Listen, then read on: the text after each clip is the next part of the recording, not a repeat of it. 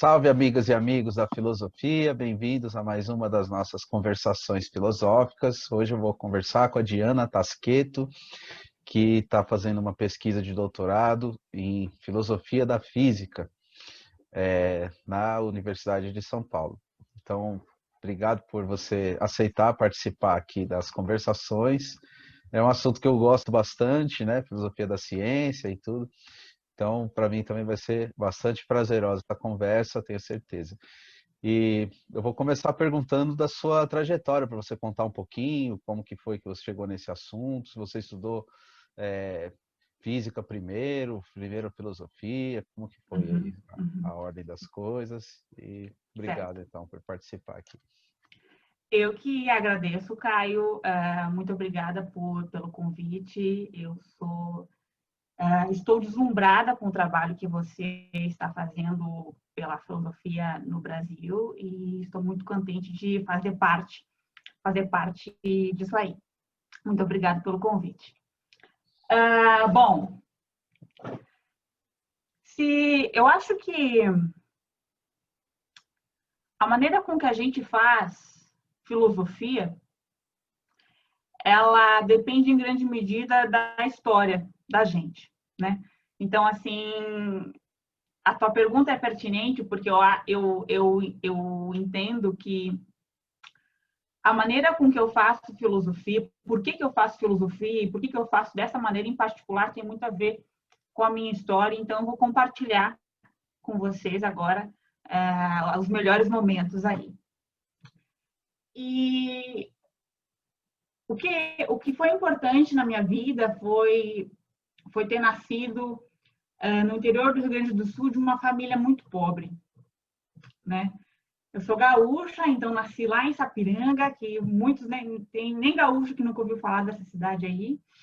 Muito pequena a cidade e, bem, na minha casa não tinha nem televisão, para você ter uma ideia, quando eu era criança. E aí, os meus pais, assim, eles não tinham, ambos não têm nenhum ensino fundamental, né? Mas eles tinham aquela noção, assim, de que o estudo é o mais importante. Eles não sabiam articular direito por quê, que esse era o caso, mas o estudo é o mais importante. Então, eles queriam que as filhas deles, né, tivessem um estudo que eles não tiveram. E aí, então, o meu pai ou a minha mãe subiam na bicicletinha e antes mesmo de eu e minha irmã já ter aprendido a ler, e eles iam lá no centro da cidade buscar livros para a gente ler. E aí a gente não sabia nem ler ainda, mas eles contavam as histórias para nós. Então, quando eu comecei na escola, eu assim lia, de 4 a 8 livros por semana. Então, isso desde que eu tinha aí 6, 7 anos. E assim, então eu ia muito bem na escola, né? Porque afinal estava sempre no meio dos livros. Eu não saía muito para brincar. Eu era ali a tal da nerd, né? No meio dos livros. E aí um fato que aconteceu, que eu até contei na semana passada em um evento que eu participei sobre filósofas no Brasil, uma coisa que aconteceu nesse período, assim, que eu sinto os efeitos disso até agora, foi o seguinte, que aí já no primeiro ano, então eu era super estudiosa, né? Logo vocês vão ver por que eu estou contando essa história dessa maneira, com tanto detalhe. E eu fiquei chateada que eu não, criança, né? Fiquei chateada que eu não tirei 10 na prova. No primeiro ano, né? Coisas que deixam as crianças tristes. E a razão foi que eu não tinha acertado uma continha, né? Era uma pergunta de matemática e eu não acertei, aí eu não tirei 10. E isso se repetiu. E eu fiquei, assim, bem triste. Aí me falaram o seguinte, Diana, é que é assim mesmo, porque meninas não são boas em matemática. E isso é coisa de menino. Meninas são boas, assim, em português, em história, em coisas que estão relacionadas à memória. Em matemática, não. Bom, quando você tem essa idade, você parte do pressuposto que os alunos, os adultos sabem das coisas, né? Você acredita na palavra deles. Então eu pensei, poxa, Então, o fato é que eu estou condicionada a não aprender matemática na minha vida, não adianta. Eu vou focar os meus esforços em outras coisas. Então, é claro, tudo que era relacionado a exatas, eu não me esforçava para aprender, porque eu acreditaria que seria perda de tempo, né? E então não entendia, não conseguia entender e não conseguia manipular matemática, física, química, essas coisas, essas disciplinas de exatas, né? Em todo o resto eu era 10, né? E bem, aconteceu assim, aí no ensino médio foi que eu me apaixonei por filosofia. E foi assim, na primeira aula de filosofia, eu até no prefácio da minha dissertação eu conto essa história. O professor de filosofia, ele chegou na sala de aula e ele dividiu o quadro em dois. Em um dos lados do quadro ele escreveu assim: o que é o tempo? Do outro lado do quadro ele escreveu assim: o que é a loucura? E começou a falar. E depois daquela aula eu sabia, né? Depois daquela aula eu disse: não, é isso aqui que eu quero fazer da minha vida. E então, já terminando o ensino médio, já fui direto estudar filosofia, né? Fiz minha graduação lá na Unicinos. E, bom, estudando filosofia, então, a gente acaba aprendendo a revisar os pressupostos, né, que você tem. E aí eu me dei conta que tudo aquilo que eu havia acreditado acerca sobre as minhas capacidades de obter conhecimento, né, minha limitação no que tange a matemática e as ciências exatas, aquilo era mentira, né? E foi estudando filosofia que eu de fato entendi o que eram as ciências da natureza, né? E aí, porque assim, quando você tá na escola, te jogam aquelas coisas, você não entende bem para que, você decora um monte de regras e você não entende muito bem para que serve, né? Então, quando eu tava na graduação em filosofia, que eu me dei conta que, olha, isso aqui serve para descrever o mundo, como o universo funciona, e isso eu quero saber. Por mais ingênuo que isso possa parecer até tonto, assim, esse entendimento eu só fui ter depois que eu entrei na graduação em filosofia. E eu tive a sorte de fazer iniciação científica com a professora Ana Carolina Regner, que faleceu esse ano. E eu digo para você, Caio, assim, com toda a honestidade, que foi uma das melhores coisas que aconteceram na minha vida. Assim. Então, a Ana Carolina, ela de fato me pegou pela mão e me ensinou a filosofar. Eu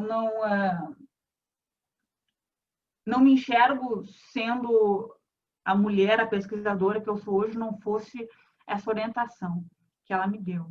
Né? A Ana Carolina foi aluna do Feyerabend, né? E eu, quando ela fez o doutorado em Berkeley, sob a orientação dele, então eu comecei a estudar a filosofia da ciência, né? Quando eu estava na graduação em filosofia, com ela lá na Unicinos.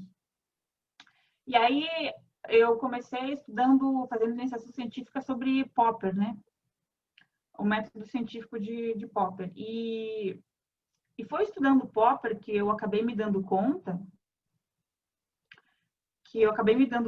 que existiam várias questões dentro da física, dentro da ciência, que para elas serem analisadas, elas precisam de uma abordagem filosófica.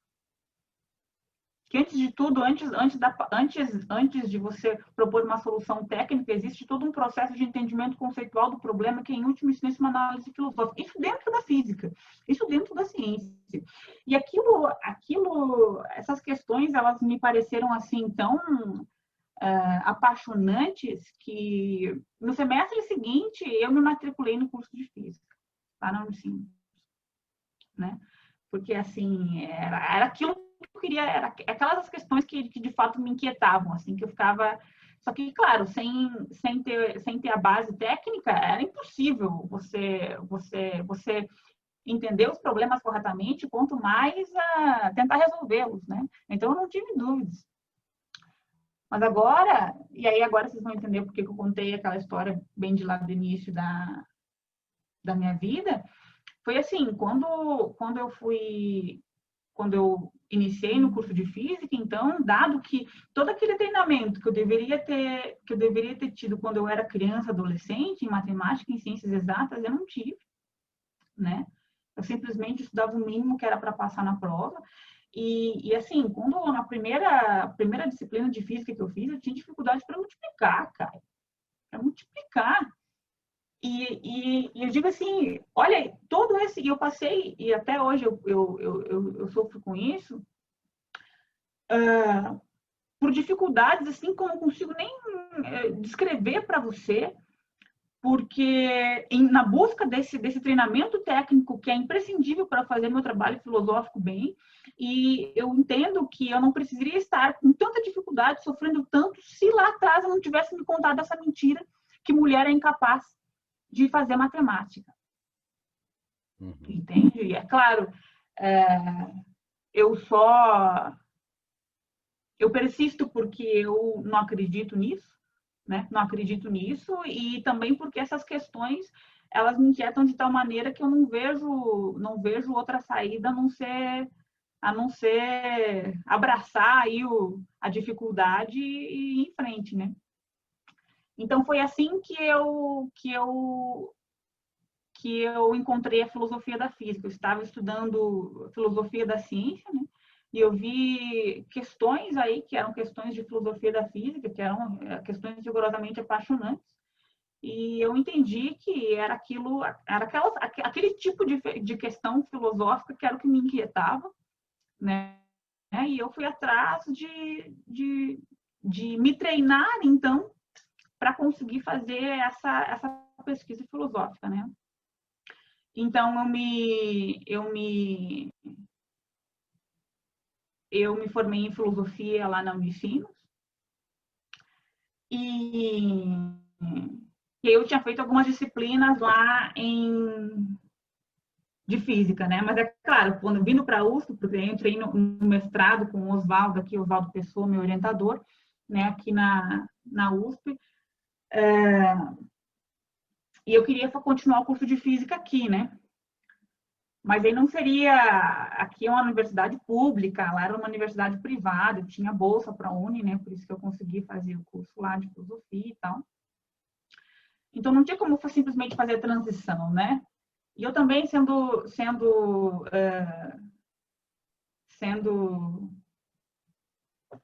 uma pessoa de origem humilde, eu não poderia, sabe, passar uma semana aqui fazendo FUVEST, que é o processo pelos quais as pessoas passam aqui, né? Para entrar na USP na graduação. E aí o que aconteceu foi o seguinte: o Instituto de Física, eles têm um esquema que funciona assim: se você já tem um título, você faz uma disciplina ou duas do segundo ano, para não tirar do lugar de calouro, né? Você faz uma disciplina do segundo ano, e se você passar, vai passar por um comitê, e aí você é admitido no curso de física. Aí eu pensei, essa é a minha saída, né? Então, eu tinha o título de graduação em filosofia, e eu fui fazer a disciplina do segundo ano, que eles tinham o seguinte requisito, cálculo 2. E eu tinha feito uma disciplina lá no Unicinos que se chamava cálculo 2. Aí eu argumentei, veja, eu posso fazer essa disciplina aqui porque eu preencho requisito. É claro que eu não sabia que o cálculo 2 do Unicinos não é o cálculo 2 que a gente passa aqui na USP, né? E então eu fui fazer Física 2, essa era a disciplina que eu cursei. Física 2 sem ter feito Física 0, Física 1. E, poxa, eu lembro que na primeira semana, eu fui conversar com o monitor da disciplina e eu disse para ele, né, olha, eu venho da filosofia, eu não tenho um treinamento, eu não passei por cursinho, eu não aprendi matemática quando eu estava na escola, o que eu deveria ter aprendido, eu não fiz as disciplinas anteriores, né, de física 0 e física 1, e eu preciso passar nessa disciplina, você precisa me ajudar. E, Caio, eu vou dizer para você escrever dissertação. Não, a coisa mais difícil que eu fiz na vida foi passar nessa disciplina de física 2. Eu não tinha nem, né, nas disciplinas que eu tinha feito na ensino, eu não tinha nem aplicado cálculo em física, nem nada. Mas é claro, aí, bom, passei por esse processo, passei, né, foi uma coisa assim impressionante, impressionante. E aí entrei no curso de física dessa maneira, né, aqui na USP. E aí fui levando o curso de física ao mesmo tempo em que eu estava levando a pós-graduação, né? E já antecipando assim as disciplinas, os tópicos técnicos que eram aquilo que eu precisava para desenvolver a minha pesquisa dentro da área da filosofia, né? E foi assim. Essa história, esse depoimento seu é realmente muito marcante, né? E muita gente passa por isso, com certeza. Que você contou da matemática, a questão com as mulheres, né? Sim, sim, sim. E assim, para já, né? Você tem que uma pós-graduação é algo super difícil de você fazer, né? Um curso de física é super difícil de se fazer. E por que eu não aprendi isso quando eu era criança, assim, sabe? Algo que vai, por exemplo, para estudar para uma prova de eletromagnetismo. O tempo de estudo que um aluno normal leva, uma pessoa que é bem treinada tecnicamente, porque teve uma boa formação quando na juventude, etc., né? Faz a lista de exercícios para se preparar para a prova uma vez, duas. Eu tenho que fazer 5, 6, sendo que eu tenho que levar uma pós-graduação, entende? E é tudo, e é claro, tudo isso poderia ter sido evitado, né? Eu poderia estar agora fazendo fazendo meu doutorado com muito mais profundidade, se essa mentira de que mulher é incapaz de ter raciocínio lógico, né, de ter raciocínio exato, se não tivesse acreditado nisso, né? Então, hoje eu estou pagando o preço, né, por isso aí. E Diana, você disse que quando você começou a estudar com essa sua professora, que você percebeu que existiam questões que eram internas à ciência, mas que eram questões filosóficas. Se você puder dar algum exemplo disso?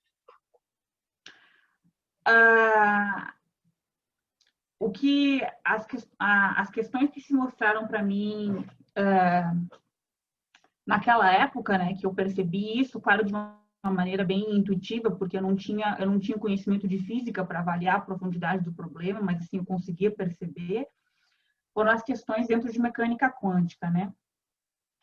Porque o Popper, ele tem um pós-escrito, a lógica da pesquisa científica, que ele discute o que ele chama de probabilidade propensional, que é uma proposta que ele acabou desenvolvendo para dar conta das estranhezas da mecânica quântica, né? Então, eu acabei estudando aquilo, e aí, sem saber o formalismo, né? Sem saber o formalismo, eu acabei, então, procurando o máximo possível sobre filosofia da mecânica quântica. Assim que eu também cheguei nos trabalhos do Oswaldo, que hoje me orienta, né? Oswaldo Pessoa Júnior, que é uma das poucas pessoas que escreve sobre isso no país.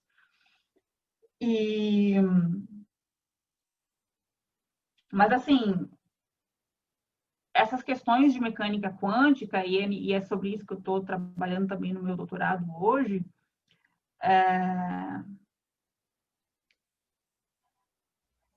quando você a questão básica, por exemplo, assim, como que você vai interpretar a função de onda, né? A gente tem um sistema físico e a gente descreve ele em teoria quântica por um objeto que a gente chama de função de onda. E aí as várias interpretações elas discutem bem, mas e qual é que é o status ontológico dessa função de onda? Porque dependendo da maneira com que você responde essa pergunta, não só você vai lidar com o problema tecnicamente diferente, mas você vai contar uma história sobre o que acontece no mundo de maneiras diferentes. E essa análise de o que significa a função de onda é uma análise conceitual, filosófica, que ela está, no entanto, entrelaçada no formalismo. Entende? E aí que modos de pensar científicos e filosóficos, a fronteira entre eles meio que se perde, né? Porque para um cientista que está trabalhando nessas questões, em fundamentos de física quântica, para ele fazer uma análise, ele tem que estar acostumado com aquele tipo de análise crítica que a gente faz em epistemologia e metafísica, né? Só que, no entanto, do ponto de vista do filósofo, claro, ele não vai conseguir fazer essa análise, e nisso que ele está treinado, né? E nisso que ele está treinado para fazer, nesse tipo de análise ele está treinado para fazer, ele não vai conseguir fazer essa análise, no caso aí da teoria quântica, se ele não tem um treinamento técnico, né? E foi esse vislumbre da situação de que eu tinha que fazer, que eu tive na época em que eu estudei aí os trabalhos de Popper, quando eu estava lá na graduação, e é por isso que eu fui atrás de me preparar tecnicamente para poder atacar esses problemas, né?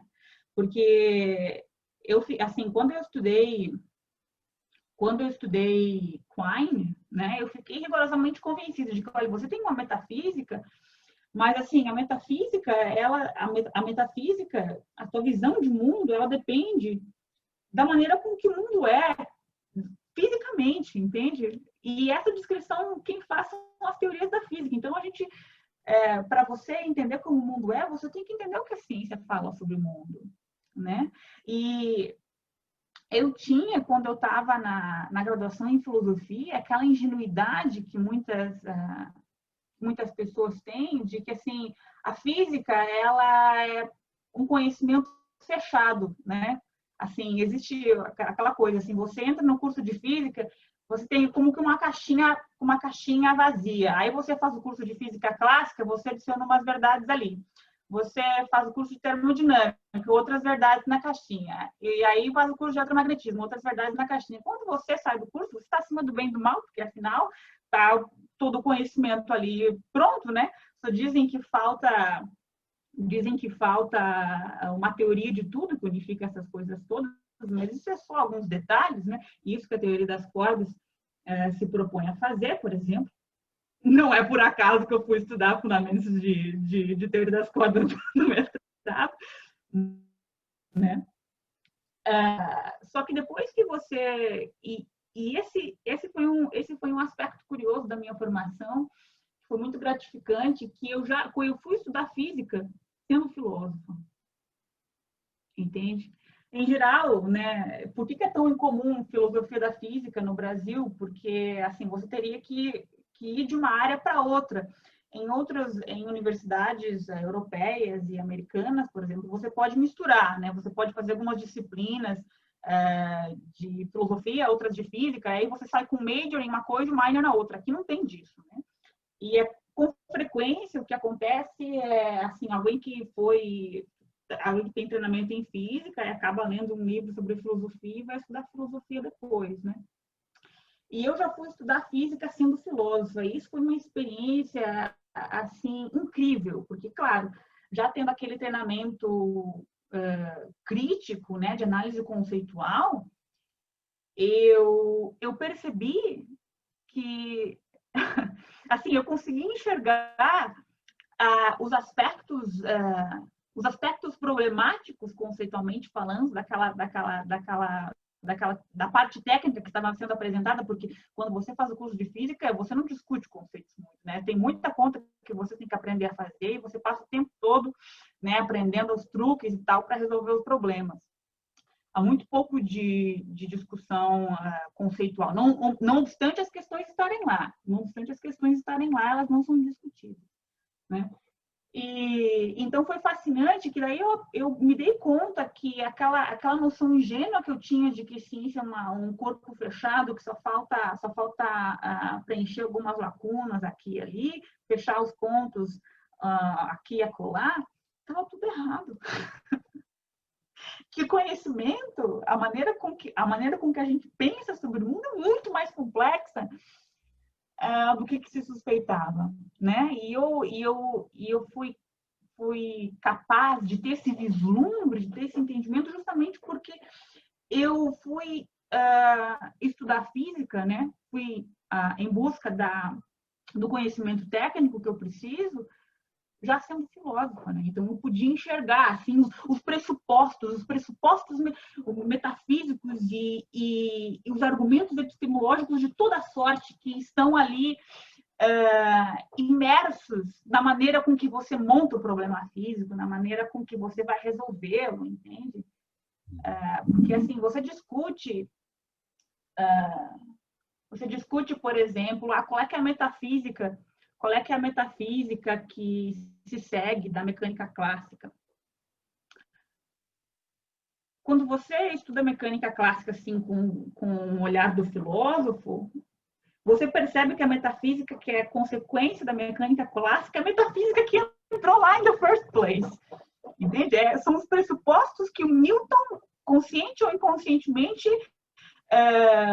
tinha e endossava, e a partir daquilo ele montou o problema.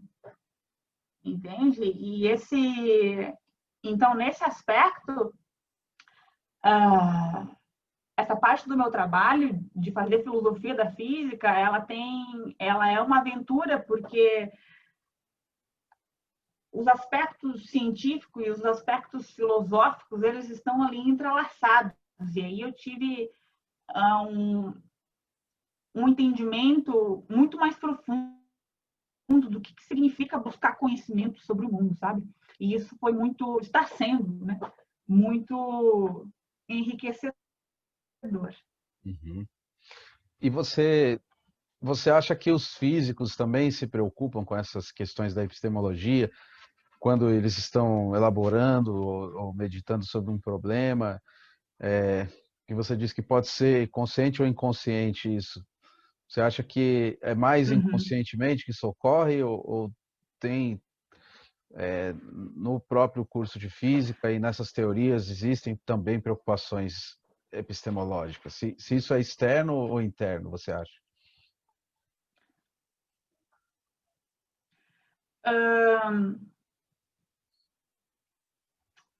Há vários pontos nessa pergunta. Deixa eu ver por onde que eu começo a responder.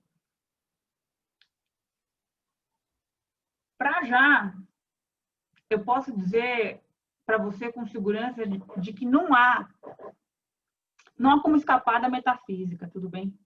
Assim, no sentido de que não há como escapar, como fugir das implicações últimas de qualquer proposição ou de conjunto de proposições. A única maneira de você escapar da metafísica é não dizendo nada, né?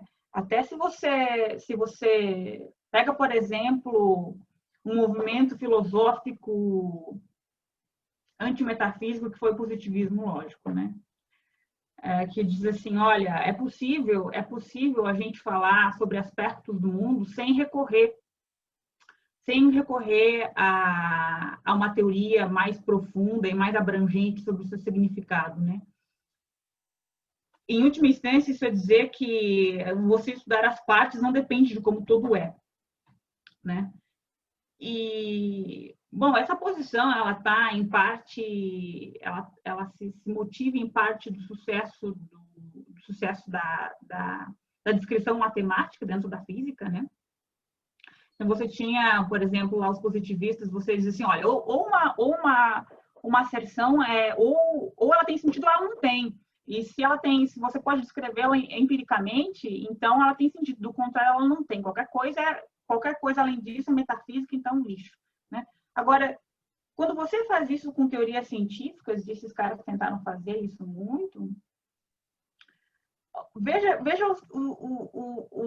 os pressupostos metafísicos que saem daí. por exemplo, de que você pode descrever, de que o mundo é organizado de tal maneira que tem certas porções dele que você pode manipular e entender sem ter qualquer noção do que acontece de todo o resto. Isso é um entendimento metafísico sobre como o mundo é, entende?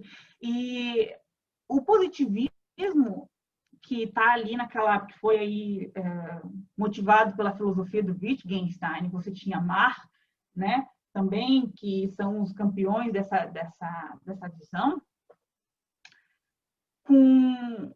com esse discurso de que metafísica é algo ruim, né? De que você tem que se ater aos fatos, digamos assim,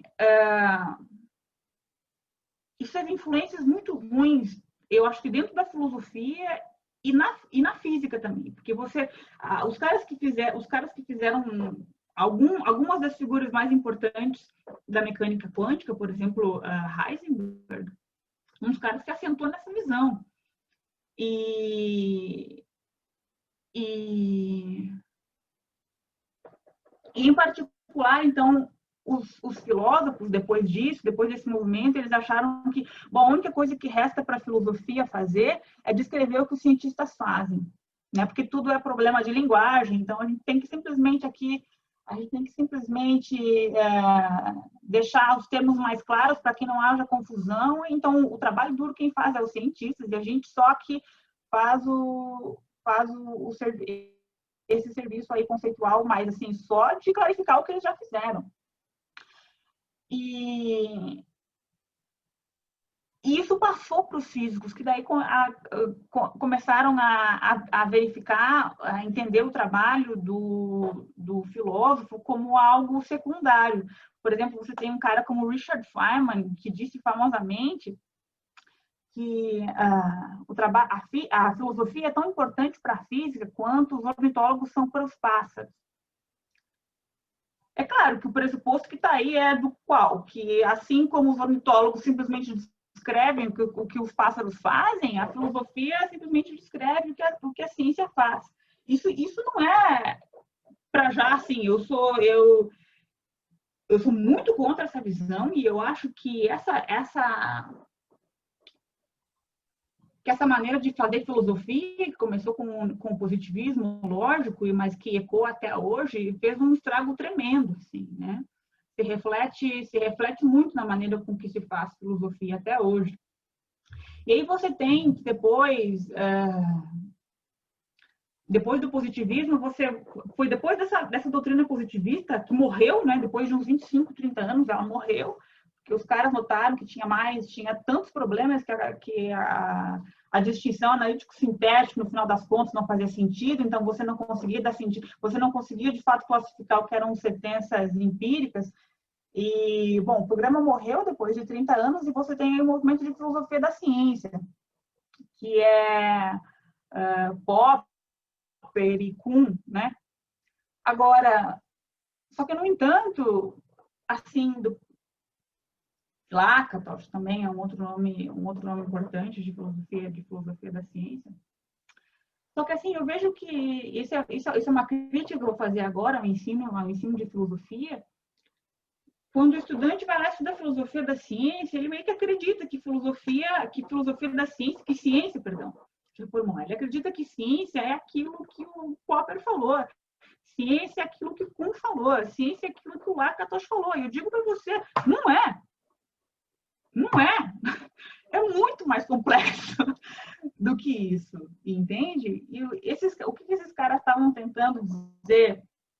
Olha, então aqui tem um método para as teorias científicas. Bom, o caso é que a análise historiográfica mostrou que não há esse tal método. Na verdade, há muitos métodos, né? Se houvesse um só, não existiria história da ciência. Assim como não existe um método só para fazer filosofia, né? O jeito que o Kant fazia não é o jeito que o Wittgenstein fazia, que Hume fazia.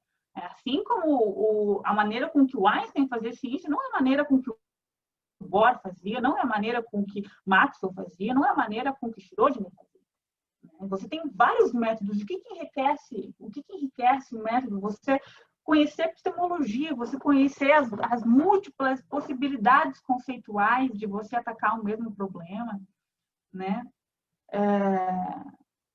Mas o que eu estava dizendo, assim, de que por essa atitude passiva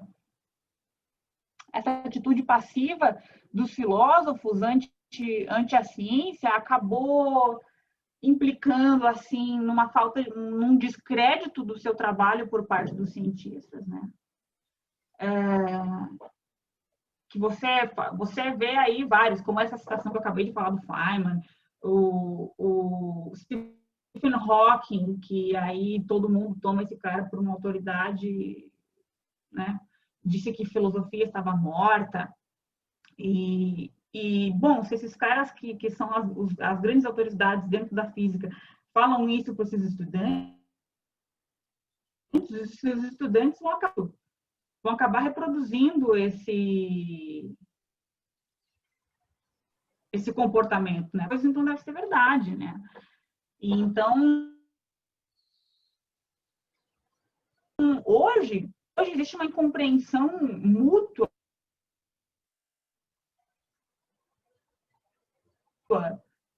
né? Justamente porque um não entende o trabalho do outro, não obstante eles estarem entrelaçados. E se o caso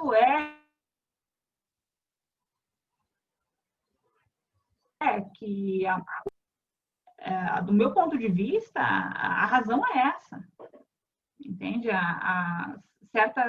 Certas maneiras de pensar que sempre andaram juntas e que foi isso que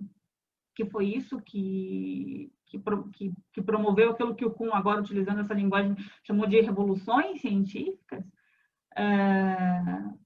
parece que está se perdendo. Quer dizer, o problema foi tanto tempo, passou por tanto tempo sem solução, que alguns físicos, ao menos, eles estão reconhecendo, estão conversando com filósofos, estão, né, tentando enxergar aí novas maneiras, apelando a novas maneiras de pensar para resolver essas dificuldades científicas aí, né? Como essa que eu mencionei antes de teorias de gravitação quântica, né? Que são teorias que pretendem unificar. Mas, então, assim, para já, nota, o problema não é técnico. Para já, você tem que ter um vislumbre de como que o mundo funciona na sua totalidade para você montar para você... para partir dessa visão, você modelar aquilo da maneira técnica necessária, entende? O trabalho técnico, matemático, ele, em última instância, ele vem depois, né? Primeiro você tem que organizar metafisicamente as suas ideias e depois epistemologicamente para ver, bom, e agora, qual é que vai ser o método com que eu vou resolver isso aqui? Né? Mas esse entendimento, agora, novamente, repetindo, esse entendimento eu tenho hoje, né? Depois de ter estudado filosofia da ciência, epistemologia, metafísica, e depois com esse conhecimento, aí eu ter aprendido física, né? E agora, retomando agora a questão do positivismo, que você perguntou assim, você acha que é inconsciente? O problema é que quando você acha que metafísica não existe, é que você tem pressupostos metafísicos que você não sabe que eles estão lá. E aí você os passa adiante de maneira desavisada, de tal maneira com que a pessoa que está aprendendo também não sabe que eles estão lá e também vai reproduzir. E esse é um ponto que eu dei uma palestra para o pessoal da física da Universidade de Brasília, umas semanas atrás, e esse foi um ponto que eu trouxe. Eu disse assim, olha, por que 100 anos depois do nascimento da teoria quântica, a gente está ainda discutindo as mesmas coisas, né? Alguma coisa... Eu acho que a maneira com que a pergunta está sendo formulada não é essa. Talvez a gente tenha que dar um passo para trás e olhar para os pressupostos que estão aí, né?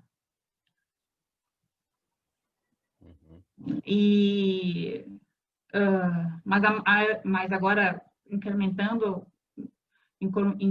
a resposta no que diz respeito à sua pergunta, a maioria dos físicos hoje, né, a maioria, eles não sabem que os problemas estão lá, porque isso não é discutido, simplesmente, né?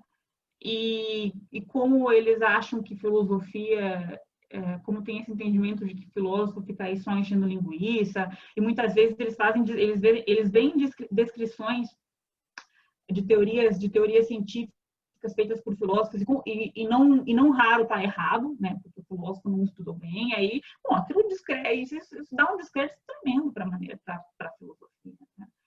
E por isso, aliás, que eu me empenho com tanta garra, com tanta gana para dominar a parte técnica que é imprescindível para poder fazer o meu trabalho filosófico, né? Porque, assim, não há como eu pensar sobre aí a metafísica da física quântica se eu não tiver pleno domínio do que a teoria faz, né? E uma das tarefas que eu tomei para mim, assim, enquanto pesquisadora de filosofia da física no Brasil, é tentar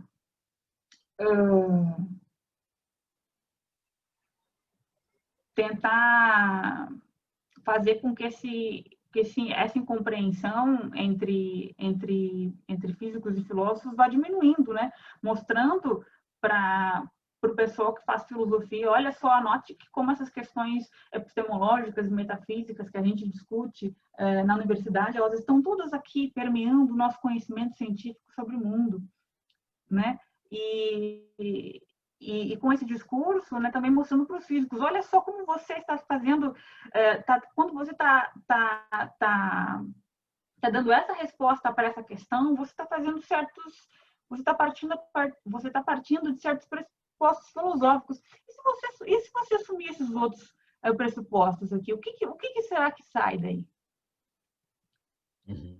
Né? Porque a gente em filosofia é treinado para fazer esse tipo de análise, né? Então, eu acho que a conversa entre física e filosofia só tem a expandir o nosso conhecimento sobre o mundo dentro da física e dentro da filosofia, né? Assim, da maneira com que eu vejo, estou me repetindo aqui, mas é só enfatizando que a maneira com que eu vejo é que essas coisas, elas estão assim, uma alimenta a outra, né? E você disse que no mestrado você foi estudar a questão da teoria das cordas. Como é que foi os resultados disso? Você acha que elas são suficientes para oferecer como que uma ontologia para o mundo unificado? Então, o trabalho que eu fiz no mestrado, como eu eu estava me treinando tecnicamente para fazer o tipo de análise mais profunda que eu tinha a ambição de fazer, eu fui estudar teoria das cordas do ponto de vista da metodologia científica, né? Tem um teórico das cordas que se converteu aí à filosofia, que se chama Richard David, e ele, há uns anos atrás, acho que foi em 2014, ele publicou um livro que se chama String Theory and the Scientific Method, em que ele diz assim, olha, a física ela está num novo estágio e a filosofia precisa acompanhar. Por quê?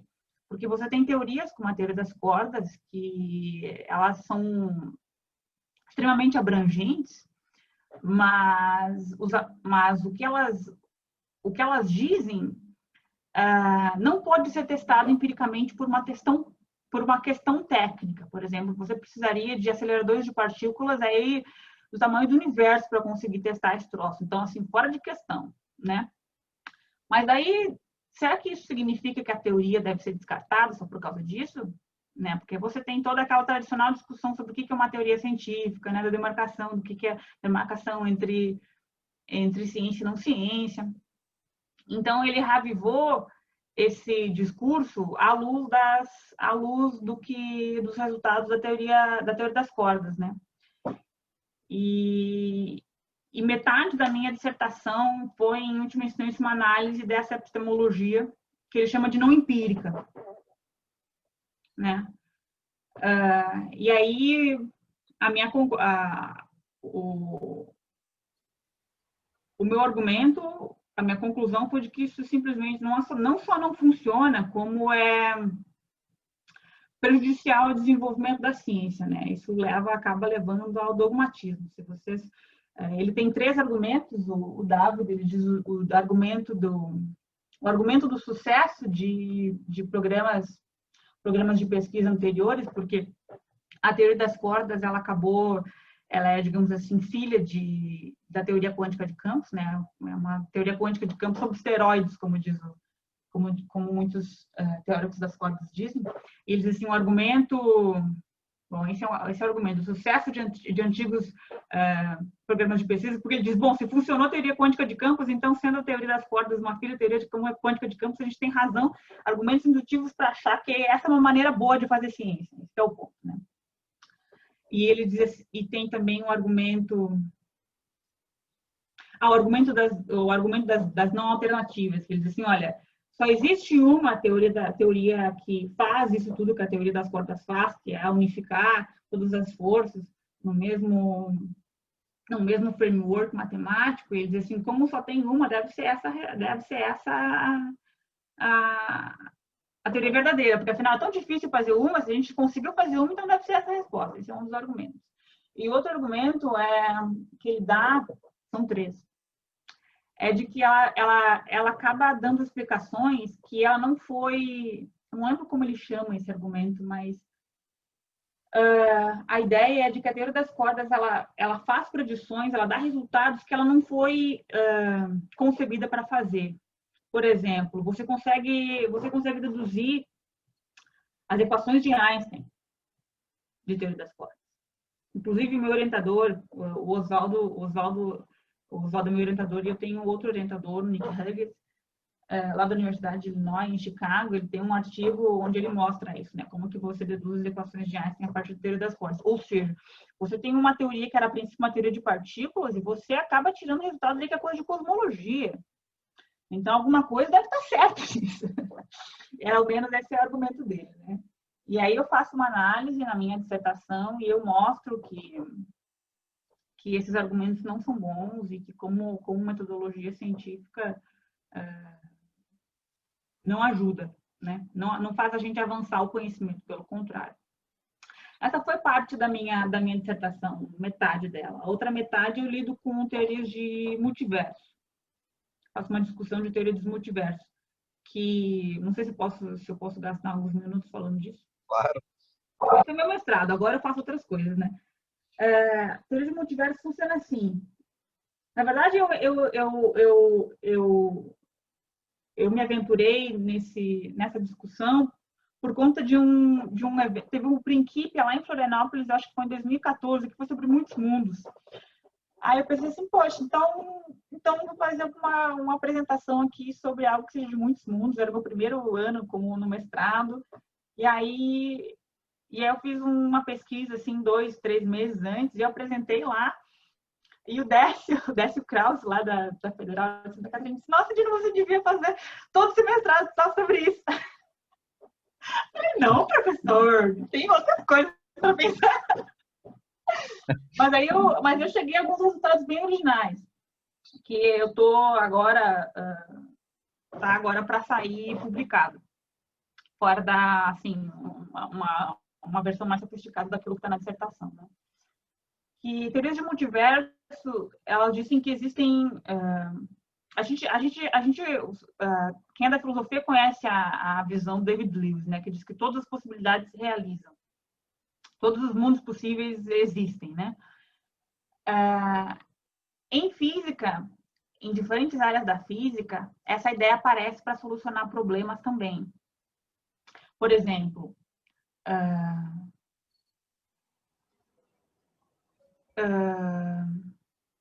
contando a história assim, long story short, teoria dos muitos mundos de Everett, em mecânica quântica, você tem ali, tem o problema da medição, que é a função de onda, ela é uma superposição, mas quando você observa, ela colapsa. Por que a gente observa só um dos termos da superposição? Aí o cara vai dizer assim, não, mas aqui todos os termos da superposição se realizam, mas em universos diferentes. Eu estou aqui simplificando horrores, mas essa é a ideia geral, digamos, da chamada interpretação dos muitos mundos da mecânica quântica. E em cosmologia, eles têm a seguinte ideia.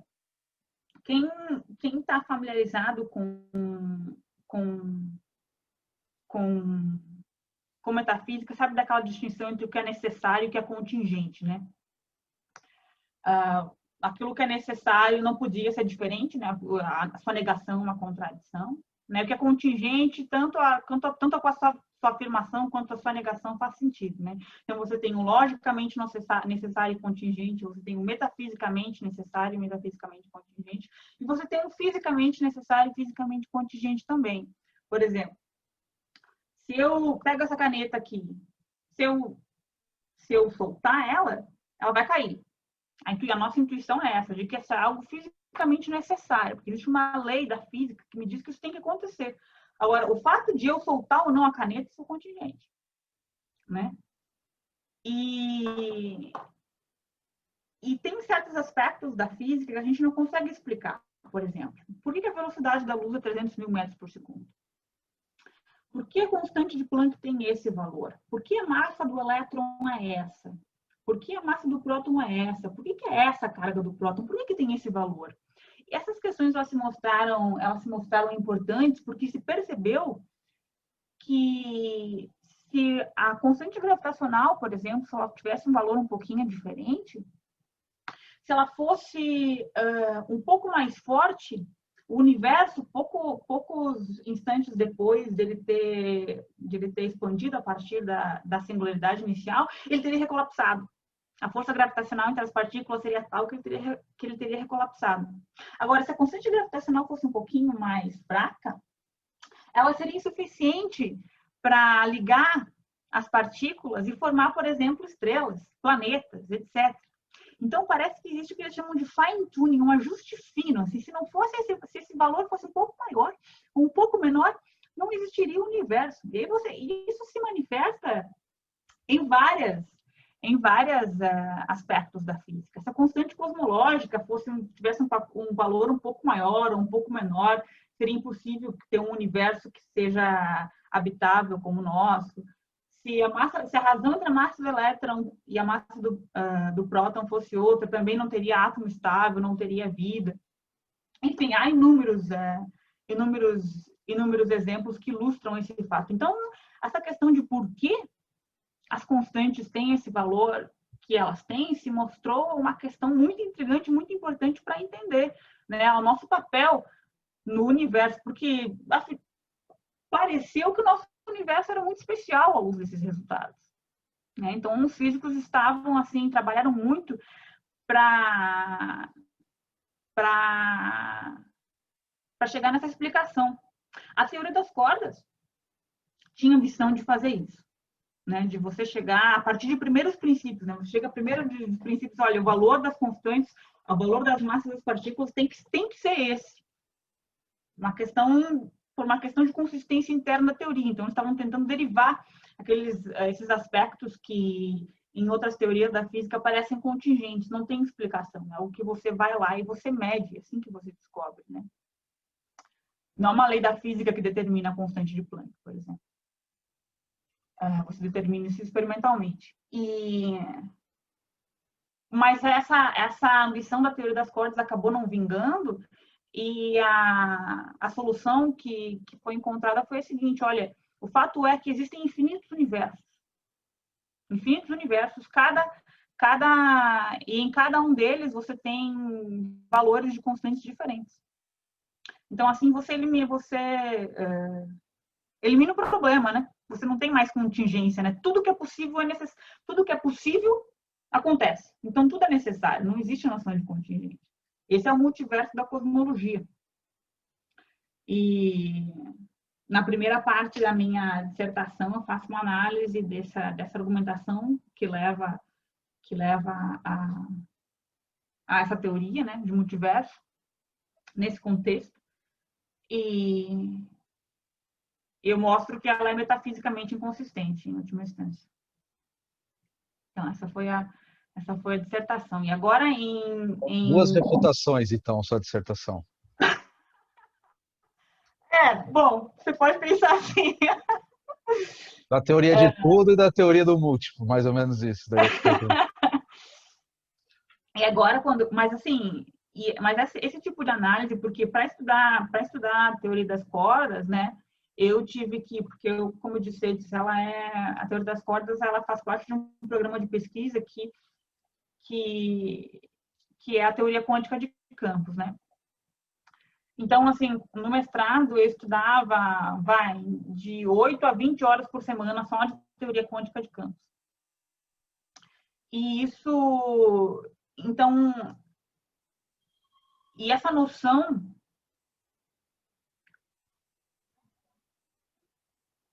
como é que eu posso contar essa história? De que eu percebi, então, estudando teoria quântica de campos, que eu sei hoje, né, tem os seus princípios, tem os seus princípios delineados em mecânica quântica não relativística, eu percebi, né, como que, para você chegar numa teoria da gravitação quântica, como uma teoria das cordas, como há pressupostos que parecem que não estão tão bem estabelecidos em teoria quântica de campos. E aí, fazendo o raciocínio, voltando do raciocínio, poxa, mas isso aqui é simplesmente algo herdado de mecânica quântica. Então, me pareceu que as dificuldades, né, que o pessoal que trabalha em física fundamental, em particular em teoria da gravitação quântica, a dificuldade conceitual, assim, eles estão analisando o problema, tentando resolver o problema, sendo que eles estão ignorando que tem certas coisas que vêm lá de mecânica quântica que tem que ser resolvidas primeiro, para a gente ter um entendimento adequado para a gente resolver o problema nesse contexto mais geral, que é o de quantizar as equações de Einstein, por exemplo, quantizar o campo gravitacional. E é por isso que agora eu estou estudando fundamentos de física quântica no doutorado, né? Então, assim, a minha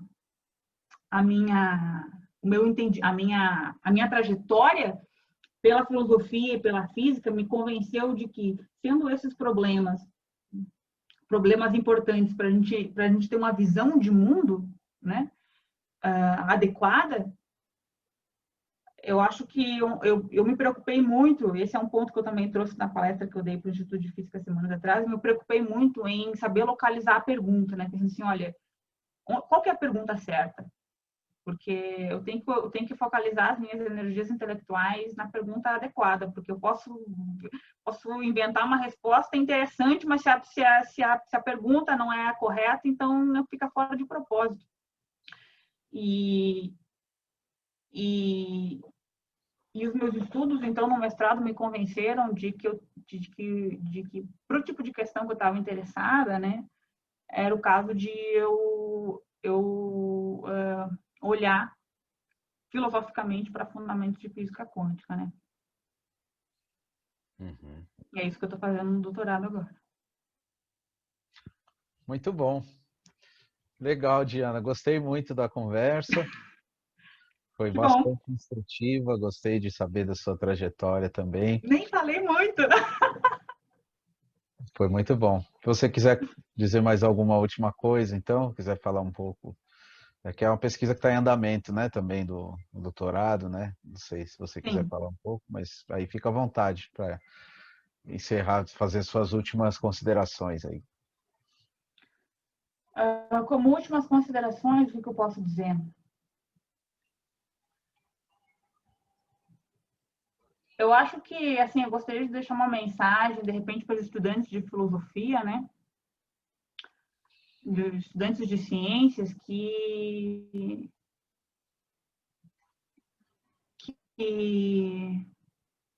não meçam esforços para ir atrás das questões que lhe inquietam, né? Assim, porque fazer ciência, fazer filosofia, fazer pesquisa, em última instância, é uma tarefa rigorosamente pessoal, né? A sua visão de mundo é unicamente sua e ela depende das coisas que você aprendeu, dos livros que você leu, né? E você, dado que a sua história é única, você pode fazer uma contribuição única, né? Então, assim,